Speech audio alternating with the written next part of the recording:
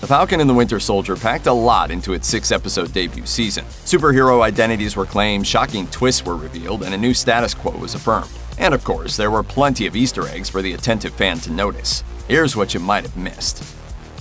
When Karli knocks Sam down after the Flag Smashers infiltrate the GRC building, she tells him to stay down. It's clear Karli doesn't want to hurt Sam and is giving him an out. After a brief moment of hesitation, Sam stands back up and replies with a simple no.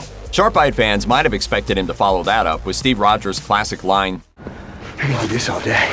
Echoing Steve so directly would have been a little too obvious, especially when "stay down" is a classic MCU line in and of itself. After all, if there's one thing that defines the spirit of Captain America, whether it's Steve or Sam, it's a refusal to give up. We see that in Captain America: Civil War. Stay down.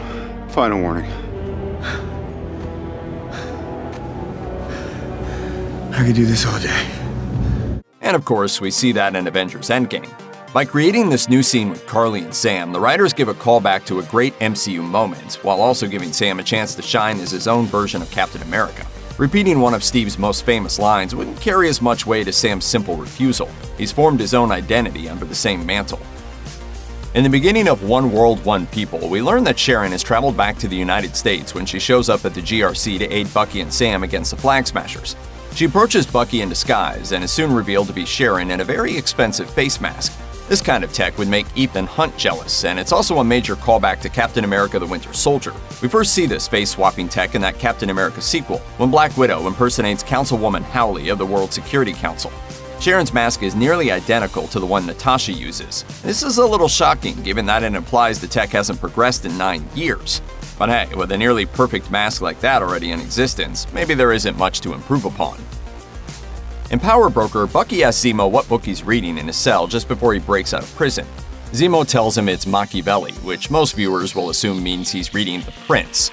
But the book Zemo is reading is actually Fortuna ist ein Reisender by Rogers D. Masters, which the English-speaking world knows as Fortune is a River, Leonardo da Vinci and Niccolò Machiavelli's magnificent dream to change the course of Florentine history. Zemo is reading the same book in One World, One People in his wrapped prison cell, apparently still focused on absorbing all the Machiavelli he can. While this book wasn't penned by Machiavelli himself, Zemo's mention of the famous diplomat hints at his inspirations and ambitions. Machiavelli famously believed in good ends justifying rulers' brutal means and approached politics as a necessarily dirty business. Fortune is a River explores Machiavelli and Da Vinci's hopes of making Florence a seaport, a project Machiavelli approached with far less noble intent than Da Vinci. It's an interesting choice for Zemo, who likely won't stay in that prison cell for long. If you weren't paying attention to the final title card for The Falcon and the Winter Soldier, you might have missed a crucial detail. As the letters slowly appear on the screen, the card is revealed to read Captain America and the Winter Soldier, solidifying Sam's new mantle. While this does confirm Sam's new role in the MCU, it could also be a hint about the show moving forward with a second season, perhaps under a different name. Season 2 has not been confirmed at this time, but executive producer Nate Moore has given fans hope by saying the end of the first season could offer hints as to what stories might now be told, quote, in a subsequent season. Here's what you might have missed in episode 5. Truth definitely delivers on the surprise cameo front. While Walker is talking to his wife Olivia in the courthouse after being stripped of his Captain America title, a mysterious woman played by Julia Louis-Dreyfus approaches the duo. She forces herself between husband and wife and begins to talk to Walker. Who is she? Contessa Valentina Allegra de Fontaine. I know it's hard, but I don't like to repeat myself, so you can just call me Val. Val has a rich history in the comics, beginning with her first appearance in 1967's Strange Tales number 159. She's particularly known for her close relationship with Nick Fury, whom she meets while training as a S.H.I.E.L.D. agent. Val wins Fury over by defeating him in hand-to-hand combat. She moves up through the ranks, eventually becoming a leader at S.H.I.E.L.D., although she's dabbled in villainy over the course of her long career. Whatever her intentions are for Walker and the Falcon and the Winter Soldier, we'll just have to wait and see. We first see the Raft in Captain America: Civil War. General Thaddeus Ross imprisoned some of our favorite heroes there for going rogue. In the comics, however, the Raft is generally known for housing supervillains. Io mentions to Bucky that she'll be taking Zemo to the Raft, and we don't suspect he'll lay low upon arrival. If Zemo's comics history is any indication, he might assemble the Thunderbolts while at the Raft. First appearing in 1996's Incredible Hulk number 449, the villainous group is originally assembled by Zemo and disguises itself as a superhero team. Although Zemo has nefarious plans for the group, they ultimately end up working as a force for good without him, later being led by Hawkeye.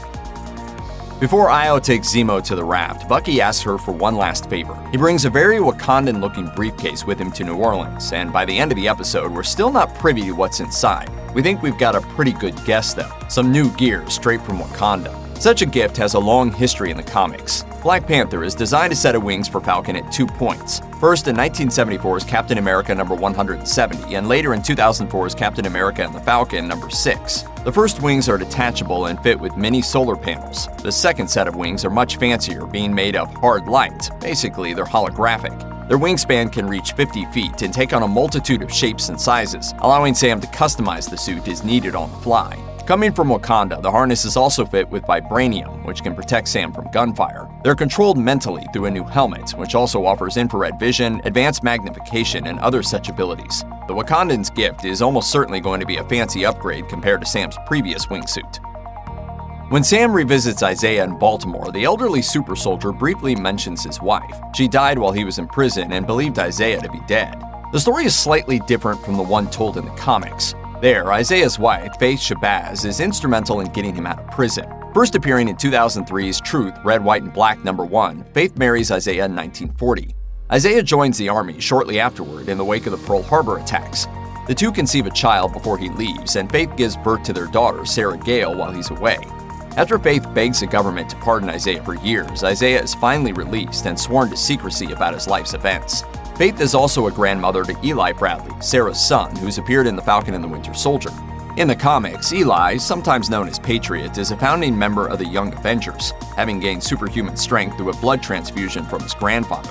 Considering that other Young Avengers members like Ant-Man's daughter Cassie and Wanda's twins Billy and Tommy have shown up in the MCU already, it could be a sign that Eli is meant for bigger things going forward. Here are some of the Easter eggs you may have missed in The Falcon and the Winter Soldier Episode 4. In the first act of The Whole World is Watching, Sam, Bucky, and Zemo try to get information on Donya Madani, Karli's deceased adoptive mother. It's a dead end for Sam and Bucky, as the duo seem to scare off everyone they come in contact with. Sam does manage to have one brief conversation with a refugee, but he refuses to give up any information on Donya. Then we see Zemo outside, approaching a group of children while singing Baba Black Sheep. He dumps a pile of candy in front of them, the same Turkish delight he mentioned to Bucky and Sam inside the Latvian apartment. He tells the group of kids that the candy was his son's favorite. Zemo uses the sweets as a way to dazzle the youngsters and get information out of them. It works like a charm. The little girl reveals when and where Donya's funeral will be. While this seems like the sort of simple, clever tactic you might see on an episode of Law & Order, Zemo's use of the candy actually has a connection to another fictional universe. Turkish Delight. Turkish Delight is the candy the White Witch uses in the Chronicles of Narnia to get information out of Edmund Pevensey. It's Edmund's favorite candy, but the White Witch's sweets are also enchanted, making them impossible to resist. In The Whole World is Watching, we finally get to see the Winter Soldier in all his blade-wielding glory. During the high-octane fight with the Flag Smashers at their home base, Bucky shows off his skills, notably his ability to throw and catch a knife by its handle like it's no big deal. The move is a nod to Captain America the Winter Soldier, with Bucky replicating a movie used on Steve Rogers during the street fight scene in the 2014 movie. In The Whole World is Watching, Bucky's knife does a couple more spins than it does in the film. Both scenes, however, show off just how slick Bucky's skills are. What's with all the knives? This display of skill is yet another instance of the series referencing the MCU's most memorable moments. It should also be noted that this moment shows Bucky's growth as a character, as he's not willing to kill, which is why he throws the knife next to his opponent's head and not through it. Back when we first met him in The Winter Soldier, in contrast, he had no problem with ending a life. In The Whole World is Watching, Walker kills a Flag Smasher by driving his shield into his chest. This gives us one of the series' most eerie shots, John Walker seen from below as he holds a bloody shield. This specifically invokes a prior moment in Steve Rogers' history, making it all the more clear how dramatically the old Cap differs from the new Cap. In Captain America Civil War's final battle, Steve uses his shield to smash Iron Man's helmet, instead of landing a blow to the head as the audience expects. Cap digs his shield into Tony's arc reactor, which puts his suit out of commission. Steve easily could have killed or seriously injured Tony in that moment, but that's not who he is. He uses his shield as a way to subdue his opponent instead of killing him. The Falcon and the Winter Soldier employs cinematography reminiscent of what's used in that Civil War scene, making for a unique and potent callback. Walker doesn't have a personal history with his Flag Smasher as Steve does with Tony, but he also doesn't have the ability to stop himself and assess the situation, which makes him highly dangerous. There's a darkness inside of Walker, which has been emphasized by the super soldier serum running through his veins. Steve doesn't have that darkness in him, making him a much better Captain America on all fronts. That shield doesn't belong to you. You don't deserve it. Episode 3 of The Falcon and the Winter Soldier Power Broker was a fight-filled good time, packed with plots and globetrotting galore. It also had its share of Easter eggs. Here are a few you may have missed. In Power Broker, we finally get to see Helmut Zemo, whose return has been looming since the series began. Knowing that the villain is the only way to help track down the origin of the new super soldier serum, Bucky helps him break out of a high-security prison with ease. After getting that kinda sort of approval from Sam, the three men are treated to a private plane ride across the globe. It turns out that Zemo is rich, really rich, and there's a reason why. Finally, we hear this classic Marvel villain note that he is a Baron, a title that's long been associated with Zemo in the comics, but never yet uttered in the MCU until now. Zemo was a member of the Sokovian aristocracy, but that was all taken from him when Ultron decimated the country. In the comics, the Zemos are actually of German descent. There have been 13 Barons in total, with Helmut being the most recent. In 1973's Captain America number 168, we learn that Helmut and his father were both disfigured by Adhesive X, the most powerful adhesive ever invented, and thus later donned masks to hide their faces. There's no instance of Adhesive X or any kind of disfigurement of Zemo in the MCU, so his mask wearing is likely just a homage to the character and his father. Most Marvel Comics fans are well aware of Madripoor, a fictional Southeast Asian island. While a lot of exciting stories have gone down here, Madripoor is most closely associated with something we've yet to see in the MCU, mutants, namely Wolverine. Madripoor is first mentioned in 1985's New Mutants number 32. Wolverine spends a decent amount of time here going by the name of Patch. Even beyond Wolverine, though, the X-Men's connections to Madripoor are endless. We learn that Mystique wanted to set up an X-Men haven there in 2015's all-new X-Men number 37. Magneto uses the island as a temporary holding zone for time-displaced mutants in 2017's X-Men Blue number 1. With Madripoor now canon in the MCU, we can expect several visits to the island moving forward, possibly led by mutant characters. Power Broker also contains subtle nods to Madripoor's Lowtown, including brief shots of local businesses made famous in the comics. The Princess Bar and the Brass Monkey, also known as the Bronze Monkey, where Sam, Zemo, and Bucky meet Selby, are iconic Lowtown hotspots. In the comics, the Princess Bar is owned by a man named O'Donnell and offers entertainment to residents of both Hightown and Lowtown. But O'Donnell doesn't run the show on his own. He has help from his silent partner, Wolverine. Given Wolverine's stature in Marvel canon, this is a homage that shouldn't be taken lightly. The Falcon and the Winter Soldier has done a fabulous job so far referencing fan-favorite scenes from prior MCU projects. In Power Broker, we get a playful throwback to a scene from Captain America Civil War, in which Sam refuses to move his seat up for Bucky while they wait for Steve to talk to Sharon Carter. Can you move your seat up? No. After Sam and Bucky meet Dr. Nagel in the shipping containers and all hell breaks loose, they jump into a swanky convertible which Zemo has been hiding. Sam takes the back seat, which offers little legroom, and a callback to the beloved moment follows. You're not gonna move your seat up, are you? No. Just before diving into Lowtown, Sam is given a very brief history on the man he's supposed to be impersonating, Conrad Mack, aka the Smiling Tiger. Luckily, Sam resembles Conrad, whom he notes has a bad nickname. First appearing in 1992's New Warriors number 19, Conrad is the son of a Vietnam veteran and a cult member who deals in magic. Conrad is also affiliated with the Thunderbolts, a team of reformed criminals led by Helmut Zemo himself. Smiling Tiger doesn't have an extensive history in the comics, and we likely won't see much more of him moving forward in the MCU. But his mention does open the door for the Thunderbolts, also occasionally known as the Masters of Evil, who have a long and fascinating history. The group has further ties to the Winter Soldier and Black Widow, who have both led the team during different moments in its history. In Power Broker's final moments, we get a shocking cameo from Io, a member of the Wakandan Dora Milaje. We first meet Io in Captain America Civil War when she tells Natasha Romanoff to move so T'Challa can enter his car. If Natasha refuses to comply, Io makes it clear that she will be moved by force. She reappears in Black Panther and Avengers Infinity War, serving under General Okoye. Io is here for one purpose and one purpose only, to collect Zemo, the man responsible for the death of King T'Chaka. Many unanswered questions linger, namely how the meeting between Bucky and Io came to be, and how the latter knows Zemo is out of prison and ready for the taking. Nevertheless, Io's appearance officially ties Wakanda into the events of The Falcon and the Winter Soldier. Here are a few you might have missed in Episode 2, The Star-Spangled Man. Just before Bucky Barnes and Sam attempt to jump the Flag Smashers, the two have one of many hilarious exchanges in an abandoned warehouse. Bucky's stealthy behavior prompts Sam to call him the White Panther as a joke, referencing the time Bucky spent in Wakanda after the events of Captain America: Civil War. Bucky quickly corrects him. It's actually White Wolf. This confuses Sam for a moment, but the scene moves on without further discussion. We first see Bucky referred to as the White Wolf in the second post-credits scene from Black Panther. Some village children refer to Bucky by this name while he's residing in Wakanda under the watch of Shuri. T'Challa later calls Bucky this name during Avengers: Infinity War, before giving him a new vibranium arm for the impending battle against Thanos' army. The Falcon and the Winter Soldier marks the first time we've heard Bucky refer to himself as the White Wolf. In the comics, the Winter Soldier and the White Wolf aren't the same character. Instead, the White Wolf is Hunter, T'Challa's adopted white brother. King T'Chaka takes Hunter in as an infant after he crash lands in Wakanda with his parents, who don't make it out of the wreckage alive. He eventually becomes the leader of the Wakandan secret police and takes on the White Wolf moniker. While John Walker, the new Captain America, is practicing for his first big interview, he's greeted by a friend who gives him a pep talk. Later, this man officially introduces himself as Lamar Hoskins to Sam and Bucky after the tractor-trailer highway battle, and even reveals his hero name, Battlestar.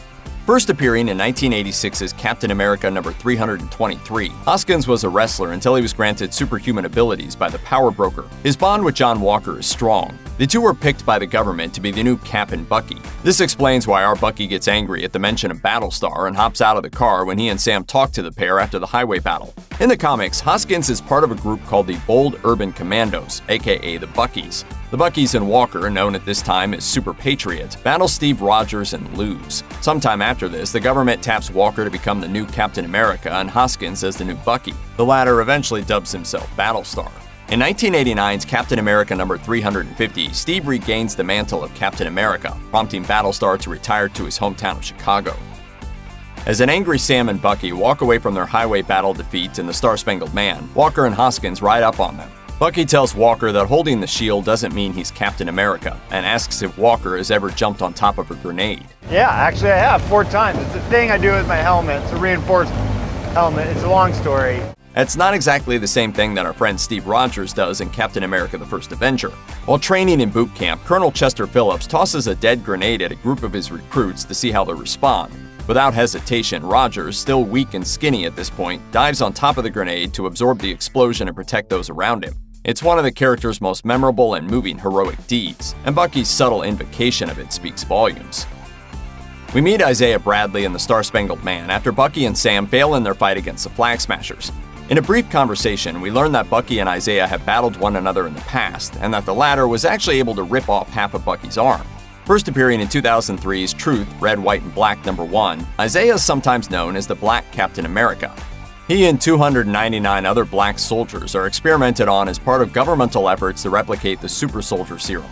Though Isaiah shows enormous bravery during World War II, he is court-martialed and imprisoned for 17 brutal years. In The Falcon and the Winter Soldier, Isaiah reveals he was in jail for 30 years, during which constant tests were performed upon him. Bucky lets Sam know that Isaiah is a hero and is feared by Hydra as Steve Rogers was. One of the ones that Hydra fear the most, like Steve. Founded by Curtis Jackson, Power Broker is both an organization and a man, first appearing in 1978's Machine Man number 7. Jackson aims to profit from making super soldiers despite the extreme riskiness of the process. In the comics, the Power Broker transforms both John Walker and Lamar Hoskins into super soldiers. Their superhuman strength is hinted at during the highway battle seen in the Star-Spangled Man. When Bucky mentions that the Flag Smashers are super soldiers, Hoskins acts surprised by the term, as though he doesn't know such people exist beyond Steve Rogers and Bucky. Jackson's aide, Dr. Carl Malice, experiments with that process on Battlestar in the comics. Luckily, Walker saves his pal in the nick of time. As always, if you want to impress your friends with your Marvel Easter egg knowledge, you need to pay close attention to any numbers that appear on screen. At the end of the Star-Spangled Man, there's a quick shot of Zemo in prison, with the footage noting that his cell number is 2187. No need to hunt through your back issues, though, since this isn't actually a reference to Zemo's comic book origins. Instead, it's a reference to a different story from a long time ago in a galaxy far, far away. In Star Wars: A New Hope, Princess Leia's cell number is 2187, a number that reappears in The Force Awakens, where it's used as Finn's stormtrooper designation. Both appearances of the number are actually a reference to 2187, a National Film Board of Canada short that inspired a young George Lucas. From references to past movies to homages to the comic books that inspired the MCU, the Disney Plus show is bursting with small details. Here are some you might have missed. The Falcon and the Winter Soldier opens with a stunning action set piece featuring the Falcon performing a daring rescue. If the leader of the airborne kidnappers looks familiar to you, there's a very good reason. That's none other than George Batroc, the dangerous mercenary who Steve Rogers fights in the opening scenes of Captain America the Winter Soldier. He is played in both the film and The Falcon and the Winter Soldier by MMA legend Georges St. Pierre. In Winter Soldier, Captain America runs up against Batroc while rescuing hostages aboard a SHIELD ship, which Batroc has hijacked. Of course, comic readers know Batroc better as Batroc the Leaper, a goofy kickboxing master who's been a thorn in Captain America's side since his debut in 1966's Tales of Suspense number 75. Putting Sam Wilson up against a classic Captain America baddie, thus showing that the Falcon is just as capable as Steve Rogers when it comes to taking on supervillain threats, is a canny way for the Falcon and the Winter Soldier to set the stage early. You may not believe it yet, but Sam Wilson is absolutely Steve's equal. Just ask Batroc. In The Falcon and the Winter Soldier, Bucky Barnes isn't Sam Wilson's only partner in crime fighting. The Falcon also teams up with a young American GI named Joaquin Torres. In the first episode of the series, Torres provides Sam with operational support while he's tussling with Batroc's forces. He later infiltrates a Flag Smasher rally in order to figure out what the terrorist organization is up to. Joaquin's connection to the Falcon goes much deeper than mere friendship, though. Torres made his comics debut in 2015's Captain America Sam Wilson. He emerges during a period in which Sam Wilson has taken over Steve Rogers' superhero identity. As a Mexican-American living in Arizona, Torres is concerned about the well-being of the immigrant community. Unfortunately, Joaquin's good intentions attract the attention of the Sons of the Serpent, a racist terrorist group that capture him and ship him off to Dr. Carl Malice for experimentation. Malice uses the DNA from Wilson's actual Falcon, Redwing, to mutate Torres, giving him wings and the same psychic link with Redwing that Wilson enjoys. Eventually, Wilson rescues Torres, but the mutations are permanent. Thus, Torres takes on the mantle of the Falcon and becomes the new Captain America's faithful sidekick.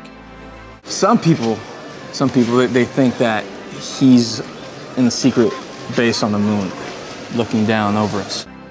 The conspiracy theory Torres shares about Steve Rogers is not as silly as it sounds. In Marvel Comics, all sorts of characters live on the moon. Most notably, the moon is home to the Inhumans, a genetically enhanced offshoot of the human race. Technically, the Inhumans are already part of the MCU. They're the subject of 2017's short-lived Inhuman series, which received poor reviews and was canceled very quickly. Uatu the Watcher, a mysterious alien being who observes human history but is forbidden from interfering, also lives on Earth's biggest satellite. Most likely, however, Torres' line is a sly reference to none other than Nick Fury. In the comics, Fury spends a few years on the moon where he takes over Uatu's responsibilities. In the line-wide crossover known as Original Sin, Fury kills Uatu and steals one of his eyes in order to solve an outer space mystery. As punishment, the rest of the Watchers imprison Fury on the moon, dub him the Unseen, and force him to watch over Earth, helpless to assist as further catastrophes unfold. Thankfully for Fury, his punishment doesn't last. Uatu eventually returns from the dead and relieves Fury of his duties. Steve Rogers isn't in The Falcon and the Winter Soldier, but his legacy looms large over the entire series. After donating Steve's shield to the Smithsonian Institution, Sam Wilson and James Rhodes, aka War Machine, take a walk through the museum's Captain America exhibit. The fictional exhibit is dominated by Steve's World War II exploits. The motorcycle and the prop shield he used during USO shows, as seen in Captain America the First Avenger, figure prominently. Look a little closer and you'll also see a picture of the 4F classification that originally kept Steve Rogers from enlisting, among other doodads and mementos. The most important artifact, however, is Captain America Comics number 1. This item is much bigger than the MCU, of course. It exists in our world as well. This 1941 comic, written by Joe Simon and drawn by Jack Kirby, contains Captain America and Bucky's debut. Its cover, which depicts Cap punching Hitler in the jaw, was considered particularly bold at the time. The comic came out a year before America officially entered the war, and its overtly political message inspired so much public anger, Simon and Kirby were assigned police protection. The first episode of the series introduces a new threat to the MCU, the Flag Smashers. The Flag Smashers are a group of terrorists who fight for a world without borders and believe that life in the MCU was better during the blip. As you probably guessed, the Flag Smasher's origin comes from the comics, although the original Flag Smasher is a single man, not an organization. Karl Morgenthau is a skilled martial artist who dreams of being a diplomat. When Karl's father is killed, however, the young activist decides that violence is the only way to achieve peace. He thus adopts the moniker Flag Smasher and begins a one-man terror operation. If you pause the episode when Bucky pulls out his little notebook, you'll see a couple of names familiar to fans of Marvel Comics, and one established MCU villain. Helmut Zemo is a Sokovian terrorist who first appeared in Captain America Civil War. He framed the Winter Soldier for the death of Black Panther's father, which kicked off the film's namesake civil war between the Avengers. Other notable names on the list include A. Rostov, most likely Andre Rostov, aka the Red Barbarian, an old Iron Man villain. There's also W. Hauser, a possible reference to Captain Willem Hauser, a Nazi soldier who appeared in a Nick Fury comic in 1966. Prolific Marvel Comics writer Len Kamensky, co-creator of War Machine's armor, also gets a shout-out. Check out one of our newest videos right here. Plus, even more Looper videos about the Falcon and the Winter Soldier are coming soon. Subscribe to our YouTube channel and hit the bell so you don't miss a single one.